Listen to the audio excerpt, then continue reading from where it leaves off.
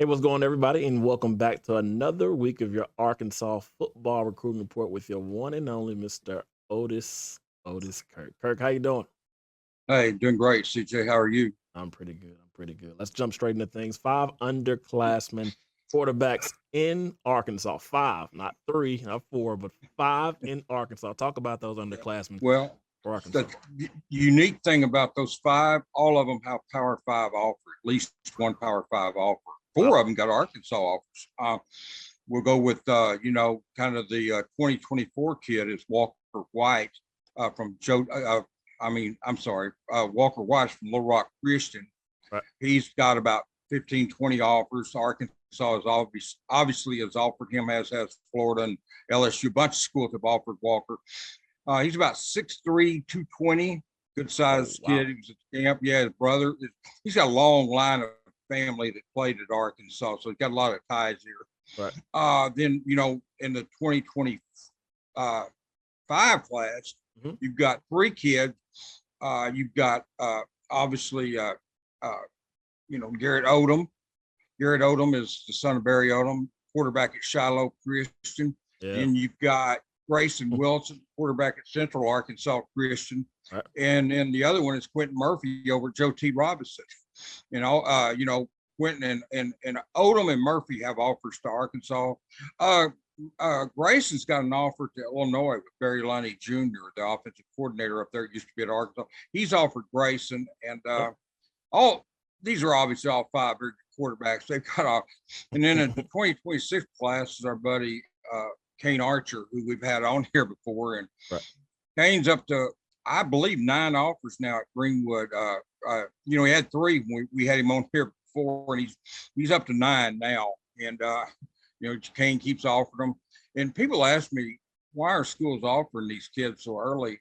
Well, Right. I mean, first place, they're talented. Most of them can do a lot of things with football. I'm going to tell you, Kane Archer's the youngest one. He's in the 2026 class, and I'm not kidding you. I've seen Kane Archer make passes that some college kids can't make. He has got an unbelievable arm. He can make most of these kids can make all the throws. Yeah. I've seen Odom play. I saw him play last year he played against Archer in Greenwood. It was only loss that Shiloh had. Then you've got, Quentin going down at Joe T. They won the state championship, beat Shiloh last year. We'll see how they do this year. He's in the mix. And some of these kids may not, for that matter, Kane Archer may not start. They've got, some of these schools have older quarterbacks like, Eli Wisdom at Shiloh. There's going to be some battles, but also you go through the season, you figure somebody may get hurt. If they do, it's nice.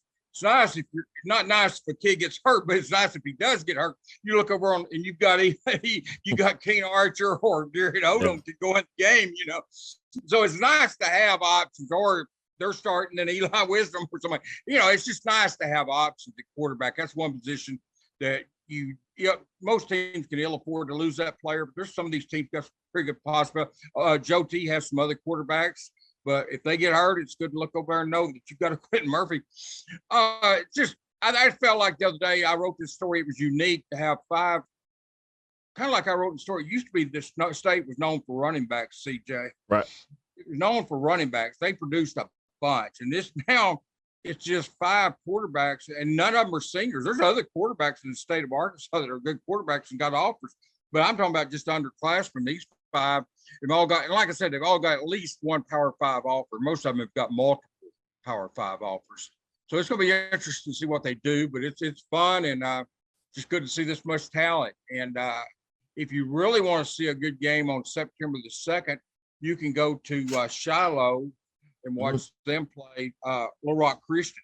It'll be Walker White for Christian going up against Eli Wisdom and Garrett Odom and the rest of the Saints. So that's going to be a good game. That night, I will actually be at Harbor watching Bixby play Harbor. Got the friends from over there at Bixby will be playing here at home. It's going to be a big one. September the 2nd. Yeah, that's a game. I'm going to go to that one. I'd love to be at there's some other good games. I think North Little Rock plays Fayetteville that night. You got Greenwood plays Northside. There's a bunch. If I could multiply myself for one time. And the world says, no, we don't even need the one we got. But if I could make myself 3 or 4, I'd be at a lot of games that night, but I can't do it. So I'm going to pick Bixby and Harvard. But you've got a lot of good options to go see games that night. If you don't have a son or a daughter that plays in band, or a son or something that's on one of these teams, and you're just looking for a good game to go to, there's a bunch of them that night, September the 2nd. Yeah, I'm looking forward to it, Otis, man. Yeah. And man, this All-American game coming up. You're talking about these high school football players, these guys and these trainers they have nowadays. They get them ready for college, and not only college, but the professional level early. That's why you want to grab these guys early and go ahead and get them hopefully to get them committed, but you wanted to get them early, 9th, 10th grade, and go ahead and get them guys out the way. So let's move on to Quincy Rhodes from Little Rock, the defensive end. Talk about All-American game. He's going to be a part of that U.S. Army All-American game. One of my favorite, because I always love their jerseys and their cleats and all the colors they have, because, man, they always bring some bright colors. And this guy, Quincy Rhodes, he's something special. I haven't been down there in a while, CJ. I need to go to that game this year, if at all possible. I was thinking about it last year, and then the Tampa, the bowl game in Tampa, I was at that. And so, but no, it's televised, by the way, on NBC. We'll give NBC a plug here. And it is televised on NBC. So all you NBC producers that want to send me a bonus check, go ahead and pay them out. We'll take the money now. No, seriously, Quincy is man, that kid, he played at Jacksonville last year, and a lot of people didn't even know about him. He moved to North Little Rock, going to play for them, and Arkansas offered him pretty early back in the winter. He committed, and they got a steal. And I bet you, before it's all said and done, this kid's probably going to be a consensus 4-star recruit. Oh, wow. I think he's up there with some services right now. I believe Rivals had him a 4-star almost immediately. Yeah. But I think he's got a chance to be a consensus 4-star before this is all said and done. North Little Rock has a great defensive line coach there that his coach, Nico, over at Maumelle, moved to North Little Rock. He's tucked this, he's tucked in Quincy. And I look for him to have, if he stays healthy, CJ, this kid's going to have a super, super senior season. Arkansas got a steal there. And, he's probably about 6'6", 6'7", about 260, 265. Who knows if he may grow into an interior defensive lineman. He's taller than Nico was. He's taller than 6'7". That's huge. He's better than Nico. I think Nico's a big time player. I'm not saying he's any better than Nico, but he's taller than Nico. Right. And so he's got a chance to really do some things and play who knows where on the defensive line. He's probably capable of playing all 4 positions for Dick Adams, Big Glitch, and those guys when he gets to Arkansas. But it's going to be fun to watch his growth this year. Like I said, I believe, and I may be mistaken on this, I think they play at Fayetteville on September the 2nd. I'm pretty sure North Little Rock does. And that'd be a good game to go see if you're just, like I said, if you're just out looking for a good game. And but anyway, I will see him play at some point this season, and I'm looking forward to it, to be honest with you. I saw him up here on his official visit, and I said at the time Arkansas got him, they were getting a steal, and I really believe that more than ever now. I just think he had other options. And I'm sure he'll continue to get other options. But this is a kid that wants to play at Arkansas, wants to represent his home state. And, other schools came in and tried to get him. But, he feels pretty solid with Arkansas. And it's going to be fun to watch. It's fun to watch these kids go from being juniors that nobody knows about to being seniors that are picked for All-American, getting offers to all over the country and to Arkansas. So it's a lot of fun to do that, watch the progress they make. And there's a lot of good players in the state of Arkansas. A lot of good players. Coming weeks, I will have on here some games maybe to look at, like games first. I talked about 2 or 3 games week 1, but there's going to be some good games, and I will mention them from time to time, like I said, because I know that I get calls or texts a lot of times or email. Where's a game I can go to this week? What would you do? Where would you go? And a couple suggestions, huh? Yeah, suggestions, and they like to know. I know Kanan Sandy, he gets mine and Dudley's list, and he looks that thing over at him and his mother. I tell you, Kanan goes to more football games than me and Dudley put together. That kid's a machine, man. And so I'm inducted Hall of Fame last night over in baseball. But Kanan's something else, but yeah, he's I swear Lanny ought to hire him, put him on the staff, or Alyssa, put him on our staff because he sees a lot of prospects. But anyway, he's a good person, but anyway, that's it's fun to go watch these kids play, especially like I said, if you're just looking for a good game, you don't have ties to any particular school or anything. I'm looking forward to see those guys play. I'm looking forward to working with Dudley as well with Fearless Friday coming up, Friday Night Lights. Yeah, all those lights coming on. Dudley does one heck of a job. I'm not saying that because he worked for us. I've said that. I've worked with Dudley before at Hogs Illustrated stuff. I've worked with Dudley and worked with him and against him and, and everything else. He's one of the best. I've always said Dudley's one of the best in the business. And I'm not, like I said, I'm not saying that because he's working with us. I put that on there the day that he announced that he was no longer working at other place. I said, he's one of the best in the business. I knew somebody to hire him. At that time, I hadn't talked to Lanny, but Lanny called me and asked me, what do you think about it? And I said, if you can hire him and you don't, you're crazy, man. And I said, I'm 1,000,000% behind it. If you can get Dudley, you go get him because he is one of the best in the business. So I'll leave it at that. But I mean, I've said that many times over. He's multiple sports. He's as good as you get in basketball, but he can also do baseball, football. Dudley can do anything you ask him to do. Very, very genuine guy. One of the biggest headlines this week was the SEC Media Days, of course, for Arkansas, and they had them ranked number 3 coming into the season, behind Alabama, behind Texas A&M, and also the SEC things coming out with the awards, along with Jalen Catalon getting on there, and some guys that weren't on there, like AJ Jefferson and Cam Little. I still can't wrap my mind around 3 kickers being better than Cam Little, but if there's 3 kickers, my mind, Otis. No. If there's 3 kickers, and as bad as it was to leave KJ off, it's a crime to leave Cam Little off. Yeah, that's a crime on Cam Little. I guarantee you, and I'm biased, but this is not a biased point I'm getting ready to make. There's not 3 kickers in the country better than Cam Little. There's sure not 3 in the SEC better than Cam Little. I'm just telling you. I mean, you send him out there, he makes kicks time after time. And the one thing I didn't know is when Vito Calvaruso transferred to Wisconsin prior to the bowl game, or he entered the transfer portal, Cam goes down to Tampa, and every one of his kickoffs went into the end zone. I mean, he may or may not be the kickoff guy this year. They've got a transfer, and then they've got a walk-on that's from Texas.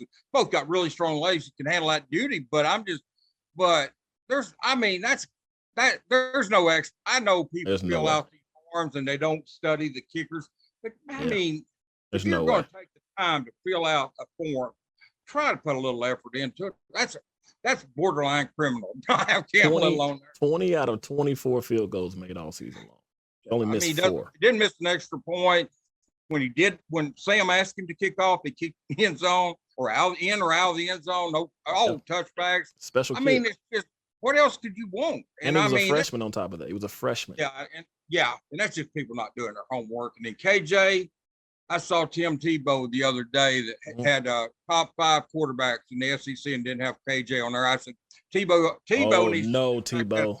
No, he did Tebow not. needs to send the Heisman Trophy to Darren McFadden that he stole from him and give back the Heisman to Darren McFadden instead of picking top 5 quarterbacks. Because he doesn't. I know people love Tebow. That's fine. I'm not a big Tebow fan, but that's just silly not having him on the top 5 quarterbacks and not putting him on the top 3.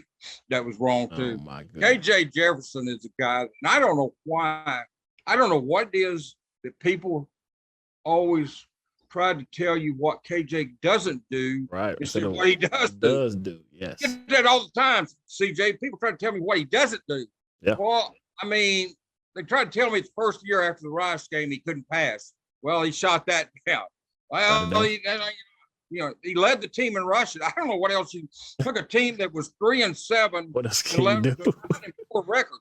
And they can say it was because of Traylon Burks if they want to. And KJ will tell you. Part of it, his success was Traylon Burks.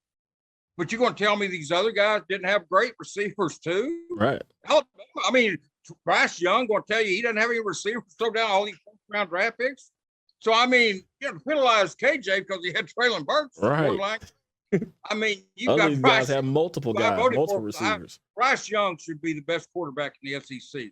But beyond that, I'm sticking with KJ number 2. And even at that, he should have been 3rd, if not 2. But I'd put him number 2. I have no issue with Bryce Young. I wasn't knocking Bryce when I said that, Right. but I'm just saying, if you're going to say KJ had Traylon Burks to throw to, well, every Alabama quarterback that's been down there, that's been the Heisman or won the Heisman, has had great receivers. Or definitely drafted one of the two. Had more of them than Traylon Burks, I promise, and kids that went higher than Traylon Burks in the draft.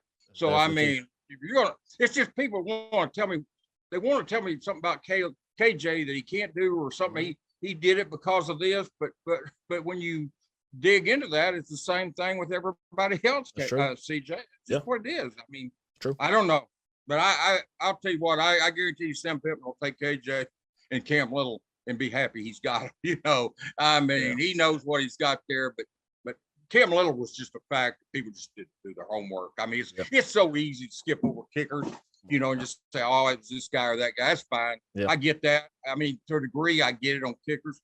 But if you're going to take time to vote, like I said, well, then try to make an effort to get it right. Right. There's not 3 kickers in the SEC better than Cam Little. I can't name you 3 in the country better than him. And I doubt people can't. Anyone else can't either. But I can promise you, there's not 3 better ones in the SEC than him. Not even close. And last but not least, talk about that 3 spot that the media had them pick, that right behind Texas A&M, right behind Alabama. Talk about that. I think they should be 2, to be honest with you. They beat Texas A&M last year. Number 2. I thought SEC Mike, I believe is his name, had a good point. He said Arkansas's got a better quarterback, better offensive line than A&M, better coordinators, and got a better head coach than them. I agree with that, but I don't have an issue. I don't have a problem with it. Third. I would go. Obviously, I'm gonna go. Everybody's gonna go Alabama 1. Right. After that, I thought 3 was fair. If you ask me, I might pick them second, but I don't have a big issue with that. To me, that's it's a matter of opinion. You get into that, but when there's facts like Cam Little and KJ, but this is a deal where it's kind of open to. I had no issue with that. To be honest with you, third, I didn't have a big issue. It would not surprise me that if Arkansas finished second, but we'll see. I mean, that just like it is every year. They came down to Arlington. It's going to be a big game between Arkansas and A&M. It's better than what they were picked previous years before. They've been picked 6th, 7th, 8th. Now they're up to 3. The level of respect is coming up on the hill for sure. It's been an automatic 7th for Arkansas, pretty much 6th or 7th for Arkansas in the SEC media days. It's been pretty much, and hey, when they win 4 games in 2 years and none of them against SEC opponents, you can understand that. Right, that's true. So that's why I say I think people look at the 2-10, 2-10, even 4-8. I believe with Bielema's last record, I don't believe it was 3-9. I believe it was 4-8. 2-10, 2-10, and then you get 3-7 with Sam first year. I guess an all SEC schedule. That's what you got to understand. It was 3 wins, but that was when they'd won 1 game in 3 years against the SEC competition. So, that's why I say I'll cut people slack on the third because that to me is probably a fair pick. It's gonna be interesting to see who. It may be coming down to who stays healthy between Arkansas and A&M. And not just them, but I mean, I don't count out any. I think the West is pretty balanced. I think you obviously got Alabama at the top, but I think you got LSU, Auburn, Mississippi State, Ole Miss, and then Arkansas and A&M. I mean, it's kind of a bunch of stuff, So it's going to be a fun year. I know that Arkansas has no passes on their schedule. I'm talking about no passes. Conference. I mean, from top to bottom. Missouri State's going to be an easy game. It's not. Bobby Petrino will have that team ready to run. They'll be ready to run from Springfield to Fayetteville to play that game. Bobby, I'm on the interstate watching them run down here to play that game. I'm telling you, man, I know Bobby. I know him well. And he'll have them ready to play that night. I mean, Sam will have his guys ready, and I think Arkansas win the game. But it's not a deal where you just look at Missouri State and show up and you win. That's not going to be the case, I mean, Oklahoma State barely beat them last year. Oklahoma State had a football team. I think they beat them. I believe it's 1 touchdown, CJ. So I mean, and I'm not saying I don't know it'll be that close, but I think Missouri State will give them a. Liberty's going to give them fits. Brigham Young's game though that I looked at non-conference schedule. I think, man, that's going to be tough. And I'm going to that. I'm going to that game. That's going to be a tough game though. I'm looking forward to it. Otis is good each and every week, man. I appreciate you stopping by. We'll see you guys next week with another week of Arkansas football recruiting report. Otis Kirk.